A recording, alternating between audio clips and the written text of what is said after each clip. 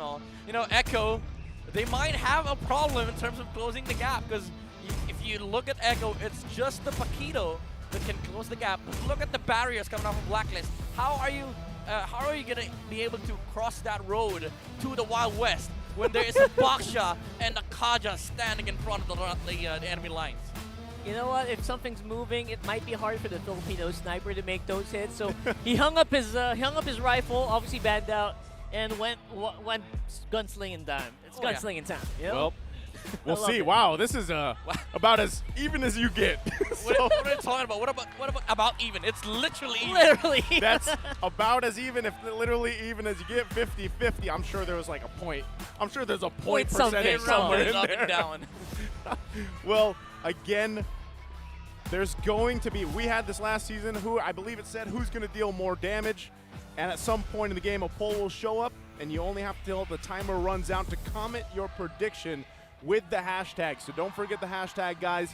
Again, this is to start off Season 12 with powerhouse teams, Echo and Blacklist International. You see the lineups here one last time. And this is a great way, great lineups here to start us off as we jump in to the land of Dawn.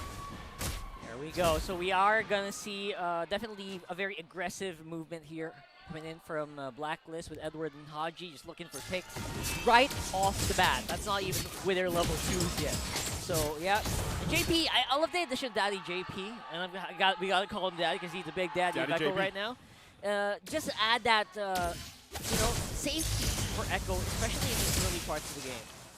You know, I love that too, because looking at these basically tier 1 to tier 3 emblems there, one thing that I will say is both teams have this kind of mechanic. Like, when you have a Franco running the focusing mark, right, you land a hook, it's almost, early on, especially with the burst, it's almost an automatic kill.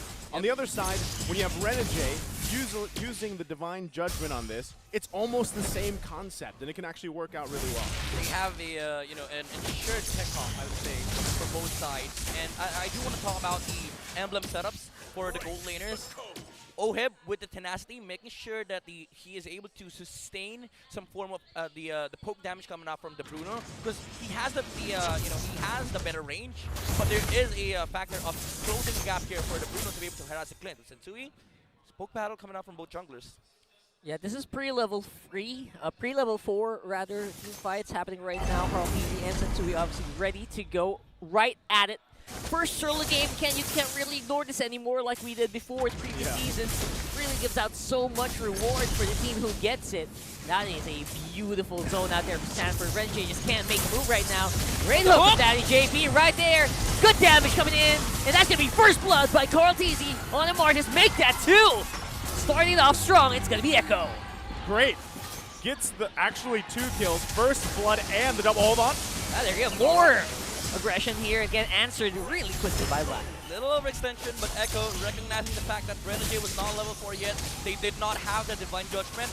And the benefit of having a Franco is you do not need to wait for level 4. Yeah. You just press hook. If it lands, we go on heroes. And Echo, they were poised to take out enemy heroes on the side of Blacklist International, while Blacklist was trying to wait for the level 4 of the Kaja.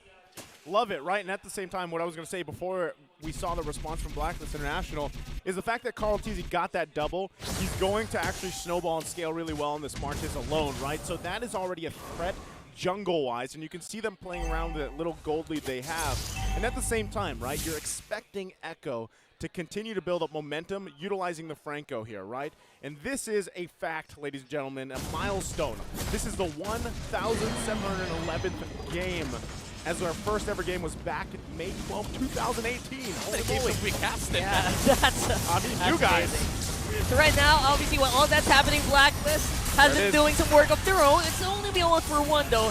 That seems to be a 1 for 2 instead. Carltese with another double kill. He's literally on a killing spree. Yeah, literally 4-0, already dominating the early game with 4 kills. And the fact of the matter is, he has higher XP now versus Sensui, and the trade was worth it because Haji was taken out, and the only thing that they lost was JP. Roam for support, you take that any day. Okay, as we take a look at how they're going with the items here, hold on. Oh, man. Uh-oh. Benny Cutie just throwing out those balls non-stop right now. Sensui has to take shelter on the turret, deterring Echo from the attack. Dude, you saw the flicker coming out from Oheb. He knew that he had enough damage. Unfortunately, when he flickered, Bruno was a little out of range because he could have taken him out. That was the tenacity coming to work here for the Clint. Fortunately, again, the range was not there. But again, Echo is just establishing dominance here. I really like the fact that Carleezy went with the Molten Essence first, making sure that he has enough HP, higher HP in the burn when he closes the gap versus Blacklist International. Now he also has Fury Hammer, which adds to the fact that he adds more damage because of physical penetration. Adds to the fact that there's also a focusing mark, again, the thing that we talked about earlier, adds 6% more damage. So Echo is piling up on damage in the early game. Okay, so as we're at this point now, you've got 2 turtles taken care of. It's in the hands of Echo. They're clearly snowballing right now in this part of the game. Blacklist International, on the other hand, like where is their saving grace here to transition into that mid-game better? I mean, It's all about pickoffs, man. yeah, seems to be so reliant on pickoffs, and that's probably the reason why Haji has been really determined to go with whoever has the highest damage at the specific point of the game. Yeah. Be it the Joy or be it right now, seems to be Oheb. Am I seeing it right? Is it a rush blade armor from Sensui?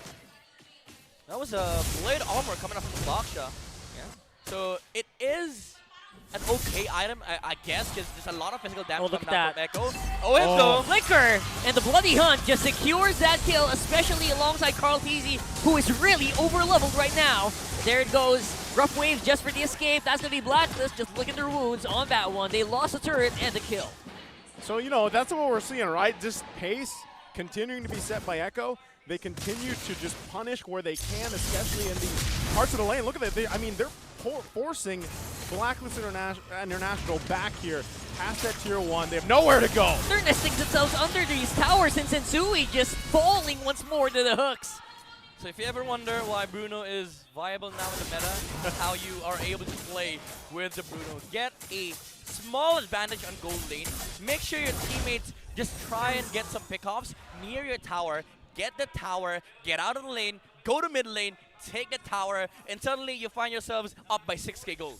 Yeah, I love that too, because if I remember right, his first item locked in was Toss Claws, right? Yeah. He went that way, then he went Berserker's Fury. So at this point, like, he's already got plenty of damage, especially the way that Bruno just kind of works with his kit here. So now, third turtle for the taking. Echo clearly should be able to grab this no problem, right? Also, a little trivia here. 7 players who are playing right now have already been recognized as MVP. Haji, Oheb, Edward, Carleezy, Benny Cutie. Sanford, yeah. Sanford. There you go. That's the next turtle.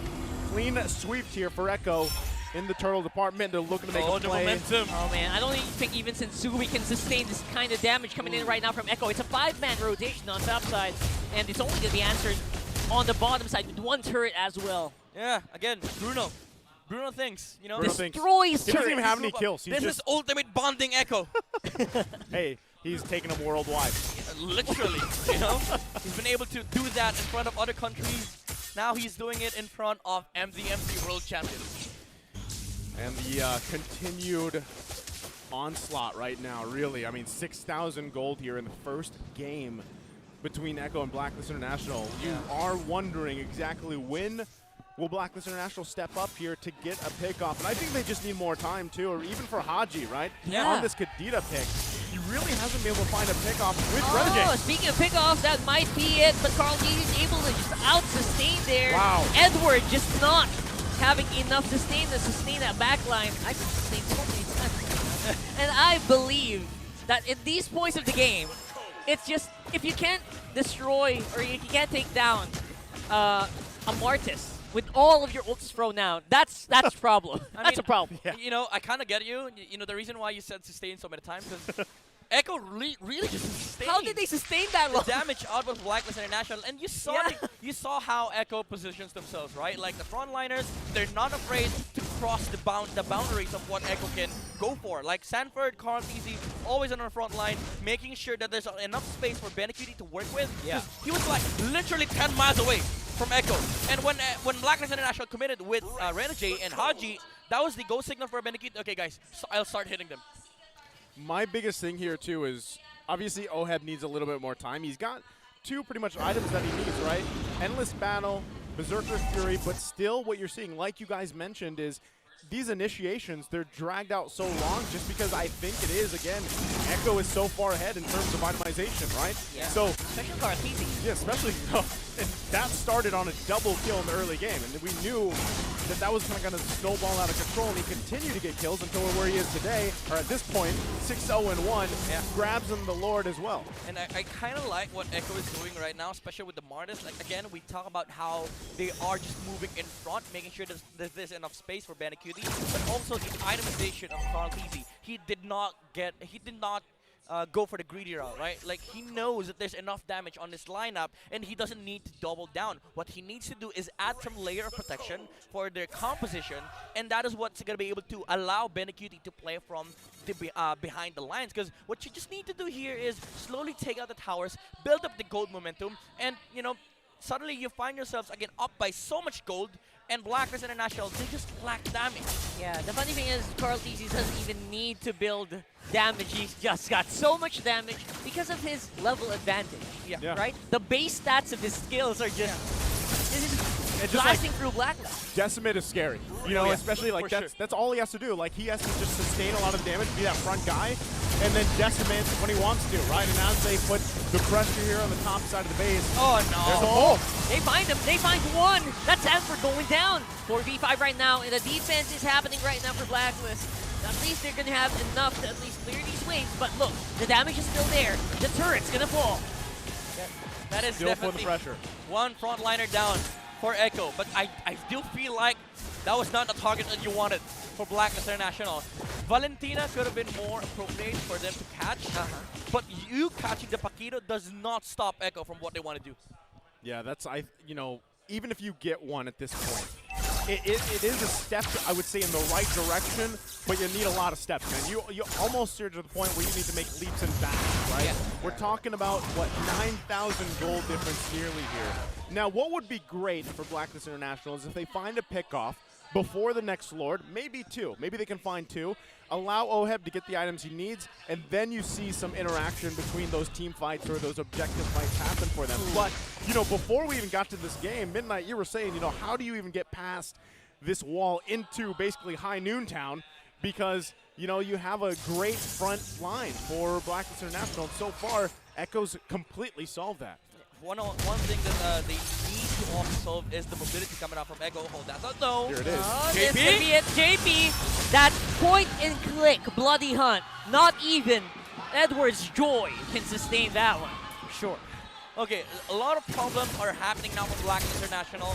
Number one, they're not the ones starting the skirmishes in the team fights. Number two, they cannot literally find Bandicuti. Number three, they lack the damage against the frontliners of Echo. And add salt to the injury because Bandicuti just picked up the Rose Gold Meteor.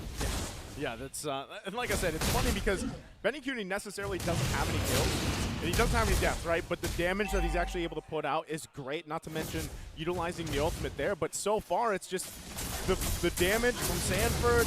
Sanji's doing a great job. Yeah. Like, there's so much bases to cover here if you're Blacklist International that it's really, you're just kind of catching your breath in a lot of these team fights, a lot of these skirmishes, and you have nothing that you can really do except respond to getting flickered on by JP. One thing's for sure, you're seeing the reason why Franco really is getting picked up by, especially by teams like Echo, who are very aggressive. Yeah. It rewards aggressiveness, right? Renajay. Non-stop. That's a dead bird. That's a dead That's a bird. dead bird. That's a dead bird. Renajay, you gotta make a run for it, man. He's still going. He's hunting. He can It's hunting steal. season. It's open hunting season right now for the No. bird named Kaja.